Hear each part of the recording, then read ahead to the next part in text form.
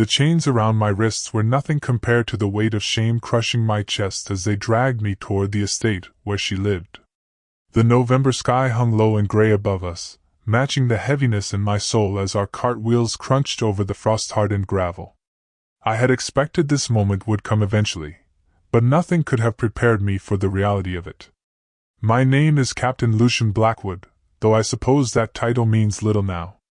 At 32 years old, I had built what I thought was an honorable military career, only to watch it crumble like autumn leaves beneath the boots of those who called me traitor. The Georgian estate loomed before us, its red brick facade and white columns standing proud against the barren elm trees that lined the drive. Smoke curled from multiple chimneys, promising warmth that I knew would not extend to me. This was Ashworth Manor, and within those walls lived the young widow of General Henry Ashworth, the man I was accused of betraying.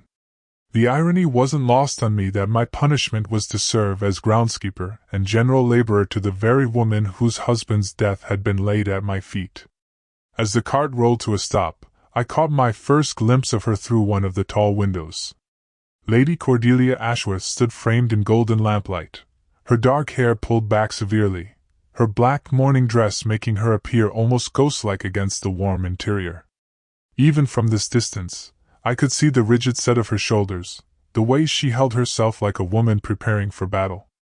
I had expected hatred in her eyes when we finally met face to face. What I found would prove far more dangerous to my already battered heart. The soldier beside me unlocked my shackles with unnecessary roughness. My wrists bore the red marks of iron, but they would heal. The marks on my reputation, on my very soul, might never fade. I had served under General Ashworth for 3 years, had called him mentor and friend, had shared meals at his table and stories by his campfire. Yet here I stood, condemned for his death by a military court that had refused to hear the full truth. The front door of the manor opened, and she emerged like a spectre of grief and dignity. Lady Cordelia was 26, though sorrow had etched lines around her green eyes that made her seem older. She descended the stone steps with measured grace, each footfall deliberate and controlled. Behind her came a stern-faced woman in her 50s who could only be the housekeeper, her gray hair pulled into a tight bun that matched her disapproving expression. When Lady Cordelia finally stood before me, the silence stretched between us like a battlefield. The cold wind caught a strand of her dark hair, but she made no move to tuck it away. Instead, she studied my face with the intensity of someone memorizing an enemy. Her voice, when she finally spoke, was as crisp as the November air around us. She looked directly into my eyes, her own blazing with barely contained emotion, and said with perfect, cutting clarity, "So you are the man who destroyed my world." The words hit me harder than any physical blow could have. There was no shouting, no hysteria, just a quiet statement of fact that somehow made it worse.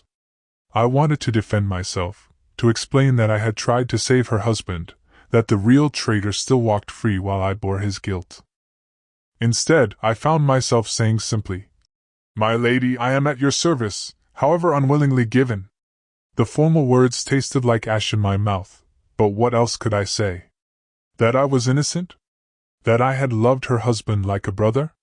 That his death haunted my dreams more than any battle I had ever fought? She circled me slowly, like a predator assessing its prey, and I stood perfectly still under her scrutiny. The housekeeper, whom she introduced as Mrs. Penelope Hartwell, watched our exchange with obvious distaste. It was clear that neither woman relished having me on the property, but the military court's decision left them little choice.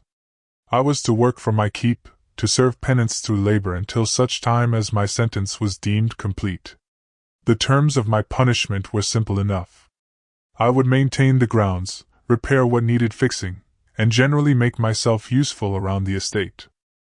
In return, I would receive food, shelter in the old stable quarters, and the dubious privilege of breathing the same air as decent folk. What the court hadn't mentioned was how every moment would be a reminder of my supposed crimes, how every task would feel like another link in the chain of my disgrace. As we stood there in that first terrible moment, I noticed how the gray light seemed to drain the color from everything except her eyes. Those green depths held fire and ice in equal measure, and I realized with growing dread that my real punishment would not be the hard labor or the simple quarters. It would be facing this woman every day, knowing that she believed me responsible for the loss of everything she held dear. It would be seeing the pain I was supposed to have caused reflected back at me in every glance, every carefully measured word. She turned away from me then, speaking quietly to Mrs. Hartwell about my accommodations and duties. Her voice carried easily on the still air, each word precise and businesslike. There would be no kindness here, no benefit of doubt, no chance for explanation. I was the enemy in her home, and she would treat me as such. The soldier who had brought me gathered his papers and prepared to leave, his duty done. Soon I would be alone with my accusers, with no hope of rescue or reprieve.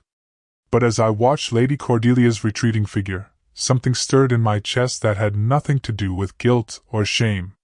Perhaps it was the way she carried herself despite her obvious grief, or the strength I glimpsed beneath her controlled exterior. Perhaps it was simply that after months of imprisonment and disgrace, I found myself in the presence of someone who was suffering as much as I was, even if she blamed me for that suffering. Whatever it was, I knew my time at Ashworth Manor would test me in ways no military tribunal ever could. The stable quarters that would serve as my home were sparse but clean, with a narrow bed, a wooden washstand, and a small window that looked out over the kitchen gardens. Mrs. Hartwell had shown me to them with the enthusiasm of someone handling a diseased animal, making it clear that meals would be taken separately and that I was not to enter the main house without explicit permission.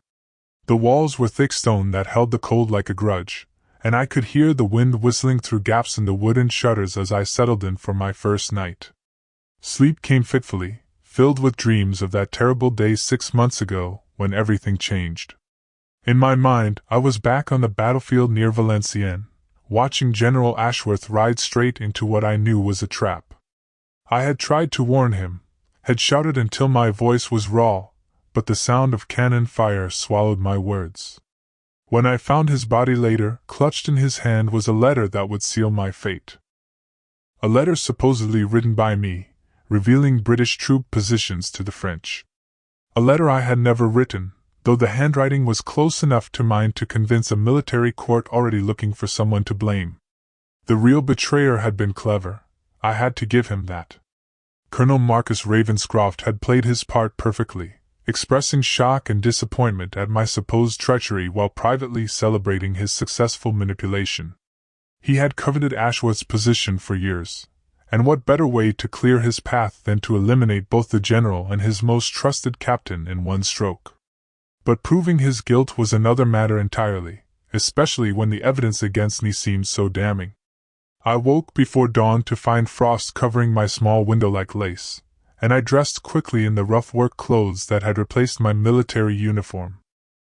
The kitchen gardens stretched out behind the manor house, dormant now in the grip of approaching winter but still showing signs of careful tending. This would be part of my domain, along with the stables, the grounds, and whatever other tasks Lady Cordelia or Mrs. Hartwell deemed necessary for my rehabilitation. My first encounter with the other estate workers came as I was examining a broken gate near the vegetable gardens. Thomas Grimsby, the groundskeeper, approached me with the cautious air of a man unsure whether he was dealing with a dangerous criminal or simply a fellow laborer. He was about 45, weathered by years of outdoor work, with intelligent brown eyes that seemed to miss nothing. He studied me for a long moment before speaking, his voice gruff but not entirely unfriendly. "So you're the one they say killed the general," he said, setting down the pruning shears he carried. There was no accusation in his tone, merely a statement of what he had been told. I appreciated his directness more than I could express. I met his gaze steadily and replied, "I'm the one they convicted of it, yes. Whether I actually did it is another matter entirely." Something in my voice must have convinced him to withhold judgment, because he nodded slowly and picked up his tools again. We worked side by side that morning, repairing fences and clearing dead branches from the fruit trees. Thomas had known the general well, having worked the estate for over 20 years, and his stories painted a picture of a man I recognized. Henry Ashworth had been fair, honorable, and deeply devoted to his young wife. He had also been trusting to a fault, which made him an easy target for someone like Ravenscroft. As we worked, Thomas shared details about the household that helped me understand what I was walking into. Lady Cordelia had been married to the General for only 3 years before his death, and she had thrown herself into managing the estate with fierce determination. She rarely left the property now, spending her days in correspondence with tenants, reviewing accounts, and maintaining the social obligations that came with her position. The servants respected her, but they worried about her isolation and the way grief seemed to be consuming her from within. Mrs. Hartwell, Thomas explained with a wry smile, had been the General's housekeeper for 15 years and considered herself the guardian of his memory. She viewed my presence as a personal affront and would likely make my life as difficult as possible within the bounds of Christian charity. The other servants took their cue from her, so I could expect cold shoulders and whispered conversations whenever I was near. I had been working for perhaps 3 hours when I saw her again. Lady Cordelia emerged from the manor house dressed in a dark grey walking dress, her hair covered by a black bonnet that made her pale skin seem luminous in the weak morning light. She moved through the gardens with purpose, checking on winter preparations and speaking quietly with Thomas about pruning schedules and seed orders for spring. Her voice was different when she spoke to him, warmer and more natural than the icy tones she had used with me. When she approached the area where I was working, the temperature seemed to drop 10 degrees. She examined the fence I was repairing with a critical eye, running her gloved fingers along the new boards I had installed. The work was good and she knew it, but she would give me no credit for competence. She turned to Thomas, deliberately ignoring my presence, and said in that clear, precise voice I was beginning to recognize, "Please ensure that all repairs meet the standards the General would have expected. We cannot allow the property to suffer simply because we have been forced to accept substandard help." The insult was delivered so smoothly that anyone overhearing might have thought she was simply giving instructions about workmanship.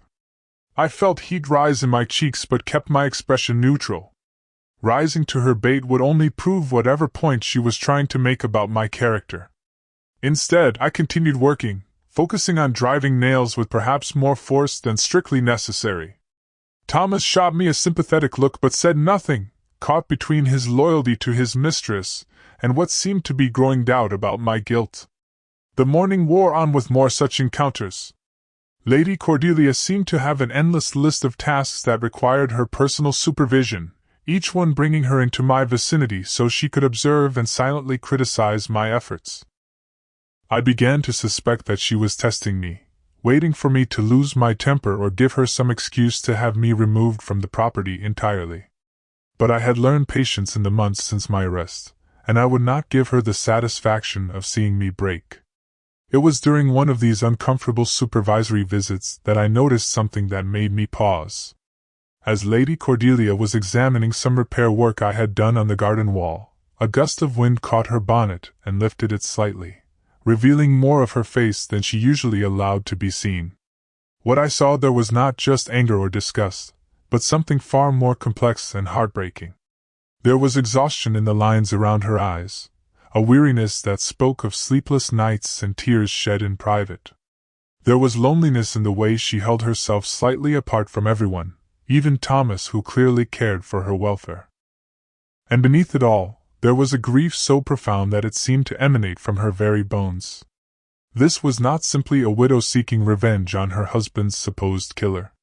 This was a woman drowning in sorrow and using her anger at me as the only thing keeping her afloat. The realization hit me like a physical blow. I had been so focused on my own suffering, my own injustice, that I had failed to truly see hers. Whatever I had lost, however much I had endured, at least I knew the truth of my innocence. She believed, with every fiber of her being, that I had murdered the man she loved.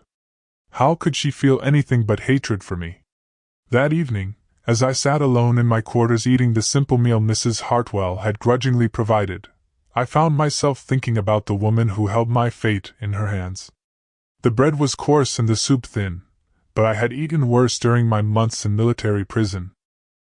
What troubled me was not the poor quality of my supper, but the growing realization that Lady Cordelia's pain might be even deeper than my own. At least I had the comfort of knowing my innocence. She lived every day believing that the man who had destroyed her happiness was now living under her roof, protected by the very law that had failed to give her justice. The days that followed established a routine of careful avoidance and pointed interactions. I rose before dawn to begin my work, hoping to complete as much as possible before Lady Cordelia began her daily inspections. She, however, seemed determined to cross my path at every opportunity, finding fault with work that any reasonable person would consider adequate. The garden gate I had repaired was too squeaky. The stable roof I had patched would never last the winter. The firewood I had split was not stacked properly. Each criticism was delivered in that same cool, controlled voice that never wavered toward open hostility, but somehow managed to cut deeper than shouting would have. I began to understand that this was her way of maintaining some measure of control over a situation that had been imposed upon her. If she could not refuse my presence entirely, at least she could make it clear that I was unwelcome and unworthy of basic courtesy. Thomas proved to be my only ally among the estate workers, though even he was careful to maintain appropriate distance when Lady Cordelia was near. During our shared labors, he told me more about the household's history and the changes that had come with the General's death. The estate had always been well managed, but now Lady Cordelia threw herself into every detail with an intensity that bordered on obsession. She reviewed every account, questioned every expense, and insisted on personally approving purchases that the General would have delegated to his steward. It was clear to me that work had become her refuge from grief, the one place where she could maintain the illusion of control over her shattered world. I understood this impulse better than she might have expected. During my own darkest hours in prison, I had found solace in small, manageable tasks. Keeping my cell clean, maintaining what remained of my dignity, planning what I would do if I ever cleared my name. These tiny acts of order had been all that stood between me and complete despair. The first real crisis came during my second week at the manor. I had been tasked with clearing dead branches from the oak trees near the main drive, work that required climbing to considerable heights with nothing but rope and determination. The November weather had turned bitter, with a sharp wind that cut through even my heavy work coat and made every handhold treacherous. I was perhaps 20 feet up when I heard the sound that made my blood freeze in my veins. Lady Cordelia's voice, raised in what was unmistakably distress, carried across the grounds from the direction of the stables. I could not make out her words, but the tone was enough to send me scrambling down the oak faster than was safe or sensible. By the time I reached the stable yard, I could see what had caused her alarm. Her horse, a spirited bay gelding named Thunder, had somehow gotten loose from his stall and was now rearing and plunging in panic. Something had spooked him badly, and his iron-shod hooves were striking dangerously close to where Lady Cordelia stood pressed against the stable wall. She was trapped, unable to reach the gate without crossing directly into the animal's path. Thomas was nowhere to be seen, probably working in the far fields, and Mrs. Hartwell stood in the stable doorway wringing her hands but clearly too frightened to approach the frenzied animal. Lady Cordelia's face was pale but determined as she tried to edge along the wall toward safety, speaking in low, soothing tones that the horse was too panicked to hear. I did not stop to think about propriety or my position in the household. Years of cavalry training took over as I vaulted the fence and approached Thunder from his blind side, moving slowly and steadily despite the danger. The horse's eyes were rolling white with fear, and foam flecked his neck where he had been throwing his head. Whatever had frightened him initially, he was now lost in his own terror. Speaking in the same calm voice I had used with spooked horses on countless battlefields, I began to work my way closer to his head. The key was to project confidence without aggression, to convince him that I was not a threat while gradually gaining control of the situation. Lady Cordelia had stopped moving, seeming to understand instinctively that any sudden motion might set the animal off again. When I finally managed to catch Thunder's halter, he fought me briefly before the familiar pressure seemed to break through his panic. His breathing was still labored and his muscles trembling, but the wild look was fading from his eyes. I continued speaking to him in low, soothing tones while slowly leading him away from where Lady Cordelia stood. Only when the horse was safely secured in his stall did I allow myself to look directly at her. She was still pressed against the stable wall, her dark hair disheveled and her breathing rapid from the scare. For the first time since my arrival, she was looking at me without that carefully maintained mask of cold hostility. What I saw in her green eyes was something far more vulnerable and human. She pushed herself away from the wall and smoothed her skirts with hands that trembled slightly. When she spoke, her voice lacked its usual cutting edge, and I could hear the genuine gratitude she was trying to suppress.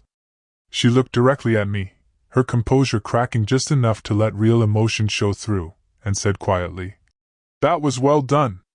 You may have saved my life." The admission seemed to cost her something, as if acknowledging my competence somehow betrayed her husband's memory. I found myself responding more gently than I had intended. "Any horseman would have done the same, my lady.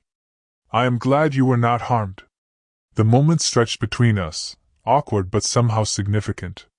For the first time, we were simply two people who had shared a dangerous experience, rather than accuser and accused. Mrs.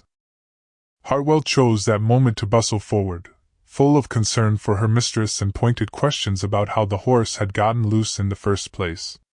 The spell was broken as Lady Cordelia reasserted her familiar composed mask, but something had shifted between us. She had seen me act without thought for my own safety to protect her, and I had seen her frightened and vulnerable instead of cold and judgmental. That night, for the first time since my arrival, my evening meal included a small wedge of cheese and a piece of fruit. Mrs. Hartwell delivered it without comment, but the message was clear enough. I had earned a small measure of grudging respect, if not acceptance. It was not much, but after weeks of outright hostility, it felt like a victory. As I lay in my narrow bed listening to the wind rattle my shutters, I found myself thinking not about my own predicament, but about Lady Cordelia's moment of vulnerability in the stable yard. Beneath all that controlled anger was a woman who was afraid. Afraid of being alone, afraid of trusting the wrong person again, afraid of letting down her guard only to be hurt once more. I began to wonder if her treatment of me was as much about protecting herself as it was about punishing me for crimes I had not committed. The improvement in my circumstances proved to be temporary. Whatever softening Lady Cordelia might have felt after the incident with Thunder was quickly buried under what appeared to be a renewed determination to treat me with proper disdain. Perhaps she had lain awake that night as I had, thinking about the moment when her carefully constructed barriers had slipped. Perhaps she had decided that any crack in her armor was a betrayal of her husband's memory. The next morning brought the first snow of winter, a light dusting that transformed the estate into something ethereal and beautiful. But the cold seemed to settle not just over the landscape but over Lady Cordelia's manner toward me.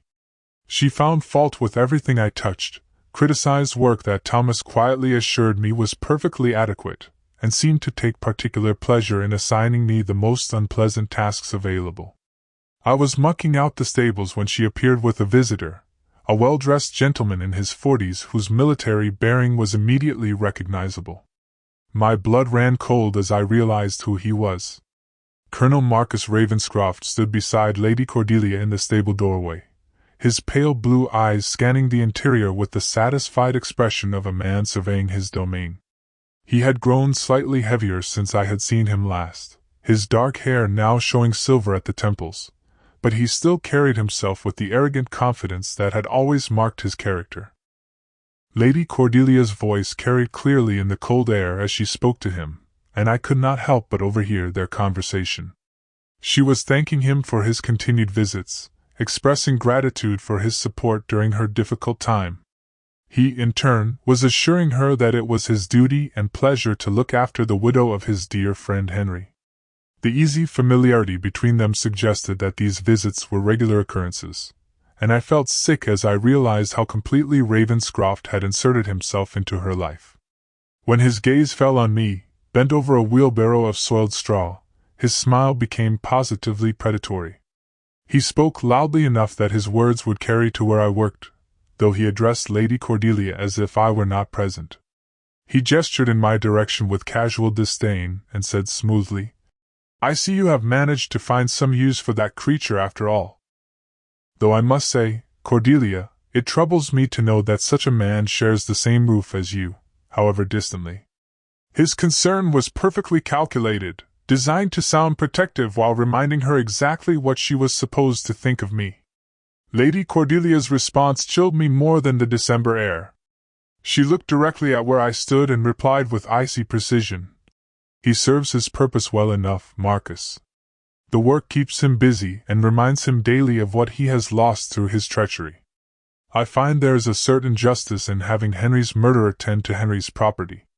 The words hit me like physical blows, all the more painful because I could see that she truly meant them. Ravenscroft nodded approvingly and moved closer to her, his hand coming to rest briefly on her arm in a gesture that spoke of growing intimacy. The sight made my stomach turn, not just because I knew his true nature, but because I could see how skillfully he was manipulating her grief. Every visit, every expression of concern, every reminder of my supposed guilt was another step in his campaign to win her trust and eventually her hand. What better way to complete his victory than to marry the widow of the man he had murdered? I bent back to my work with renewed fury, driving my pitchfork into the straw with enough force to send it flying. The physical labor helped channel my rage, but it could not quiet the voice in my head that whispered of the injustice of it all. Here was the real killer, consoling the widow he had made, while I mucked out stalls and endured her hatred for crimes I had never committed. Their conversation continued as they moved through the estate, with Ravenscroft offering advice about property management and expressing his readiness to assist with any difficulties that might arise. His voice carried the smooth authority of a man accustomed to being obeyed, and I could hear Lady Cordelia responding with the deference due to someone she considered a trusted friend and adviser. Every word was another nail in the coffin of my hopes for justice. When they finally departed for the warmth of the manor house, I found myself alone with thoughts that grew darker by the minute. How could I prove my innocence when the real criminal had positioned himself as my accuser's most trusted confidant?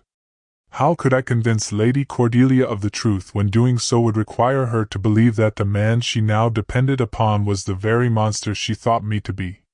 The answer came to me 3 days later, quite by accident, as I was repairing a loose stone in the garden wall near the library windows.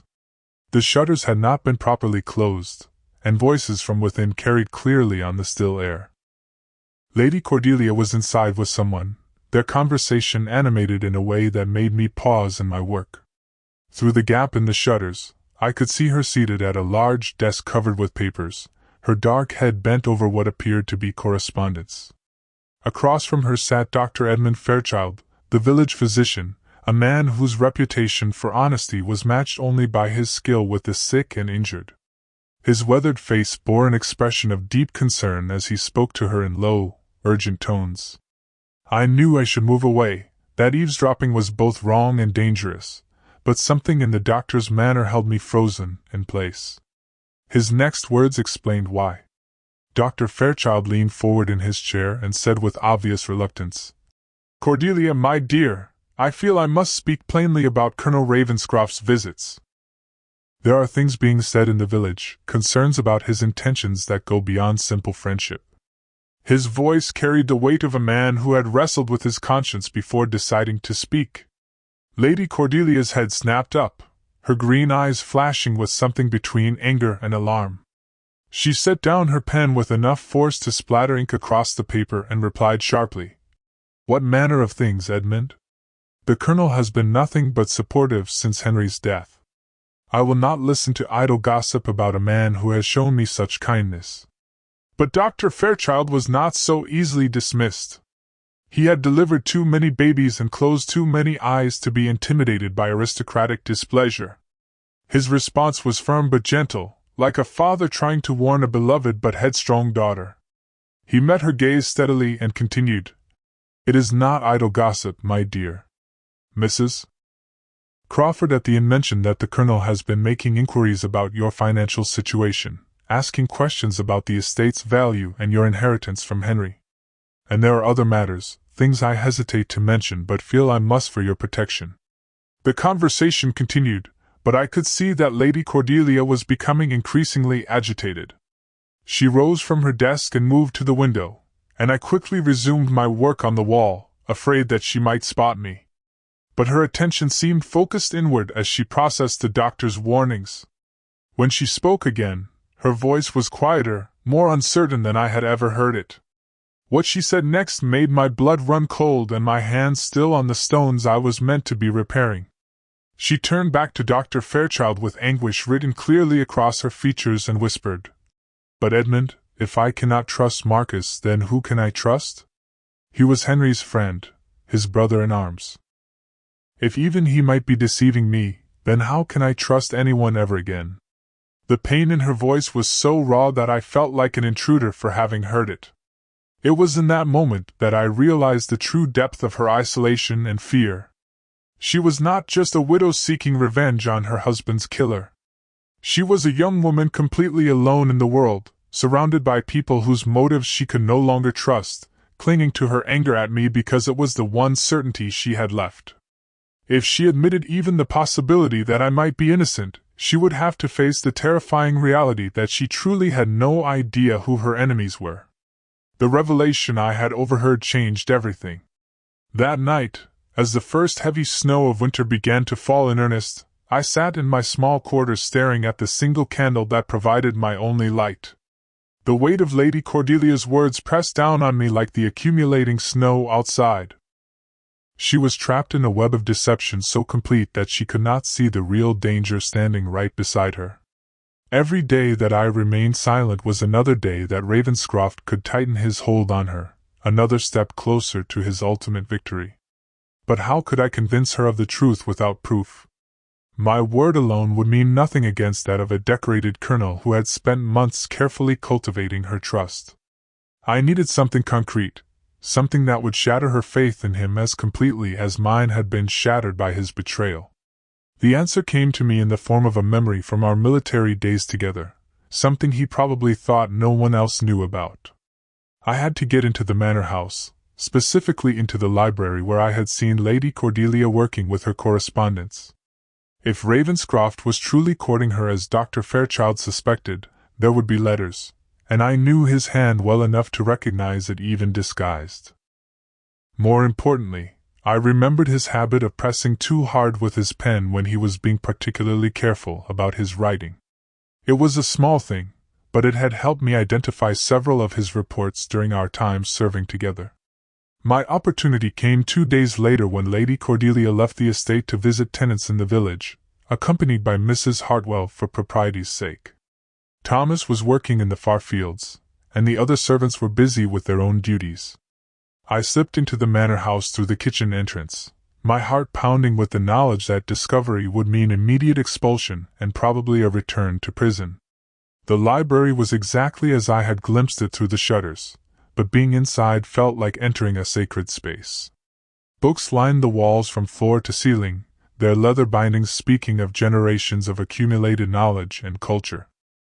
The desk where Lady Cordelia had been working was neat but showed signs of regular use, with ink stains and small scratches that spoke of long hours spent in correspondence. I moved carefully through the papers scattered across its surface, looking for anything that might bear Ravenscroft's hand. Most of the correspondence seemed to be estate business, letters from tenants and suppliers and legal documents related to her inheritance. But in a small wooden box beside the inkwell, I found what I was looking for. A collection of personal letters, tied with a black ribbon and clearly treasured. My hand shook as I untied the ribbon and began to examine the letters. Most were in Henry Ashworth's familiar script, written during the early days of their courtship and marriage. But near the bottom of the stack, I found 3 letters that made my breath catch in my throat. They were signed by Ravenscroft, written in the months following the general's death, and they were filled with exactly the kind of subtle manipulation I had expected. Each letter expressed sympathy for her loss, offered assistance with estate matters, and gradually escalated the intimacy of tone from formal condolence to something approaching romantic interest. But it was the handwriting that confirmed my suspicions. The careful formation of letters, the way certain words were pressed more deeply into the paper, the subtle flourishes that he thought made his script appear more refined. I had seen this same hand on the forged letter that had condemned me, though he had been more careful then to disguise his usual mannerisms. But it was not enough. These letters proved his growing attachment to Lady Cordelia, but they did not prove his guilt in her husband's murder. I needed something more, something that would connect him directly to the forged evidence that had destroyed my life. I was about to return the letters to their box when I noticed something that made my heart race with sudden hope. The most recent letter, dated just 2 weeks ago, contained a passage that seemed oddly familiar. Ravenscroft was describing his memories of serving with General Ashworth, painting himself as the loyal friend who had tried to protect the general from treacherous subordinates.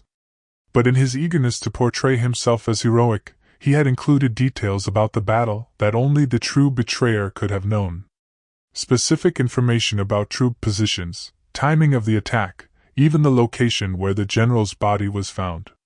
Information that he claimed to have learned after the fact, but which I knew he must have known beforehand to have orchestrated the trap so perfectly. I was so absorbed in examining the letter that I failed to hear the approaching footsteps until it was too late.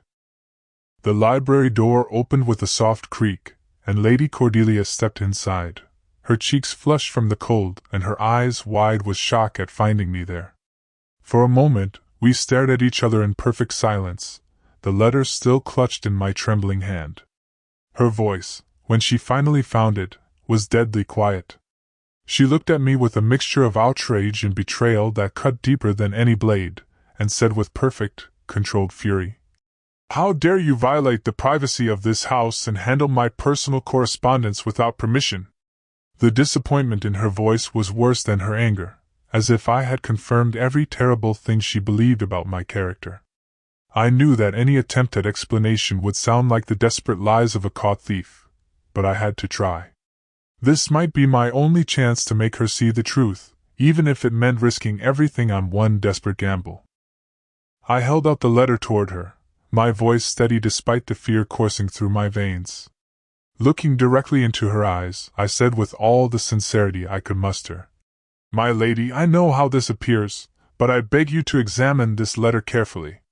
Look at the handwriting, at the details Colonel Ravenscroft claims to remember about your husband's death. There are things here that only the true betrayer could have known." Even as I spoke, I could see the skepticism in her face, but also something else. A flicker of uncertainty that suggested Dr. Fairchild's warnings had planted seeds of doubt. She snatched the letter from my hand and read it quickly, her expression shifting from anger to confusion to something that might have been fear. When she looked up at me again, the naked vulnerability in her green eyes reminded me of how she had looked in the stable when Thunder had her trapped against the wall.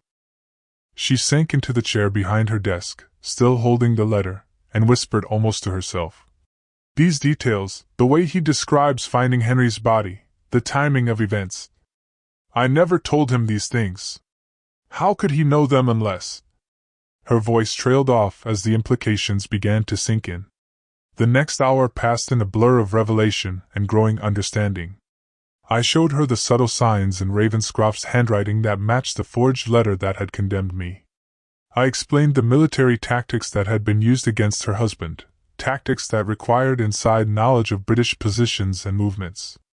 Most importantly, I helped her see the pattern of manipulation that had brought Ravenscroft into her life and her confidence at exactly the moment when she was most vulnerable. When the truth finally became undeniable, Lady Cordelia wept.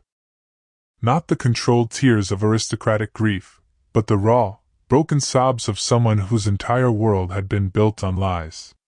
I wanted to comfort her, but I knew that any gesture from me would be unwelcome. Instead, I stood quietly by as she mourned not just her husband's death, but the betrayal of the man she had trusted to help her through her darkest hours. When her tears finally subsided, she looked at me with eyes that were red but clear. The hatred was gone, replaced by something far more complex. Guilt for how she had treated me, gratitude for my persistence in seeking the truth, and perhaps the first stirring of something deeper. She stood slowly and moved to where I waited by the window, the winter sunlight streaming through the glass and turning her hair to dark silk. When she spoke, Her voice carried none of its former coldness, only a quiet sincerity that made my heart race with unexpected hope. She looked up at me, her face soft with newfound understanding, and said simply, "Lucian, I owe you an apology that no words can adequately express. I have wronged you terribly, and I do not know how I can ever make amends for the pain I have caused." The sound of my given name on her lips was sweeter than any music I had ever heard. In the months that followed, justice was finally served. Ravenscroft was arrested and tried for treason, the evidence we had gathered proving his guilt beyond doubt.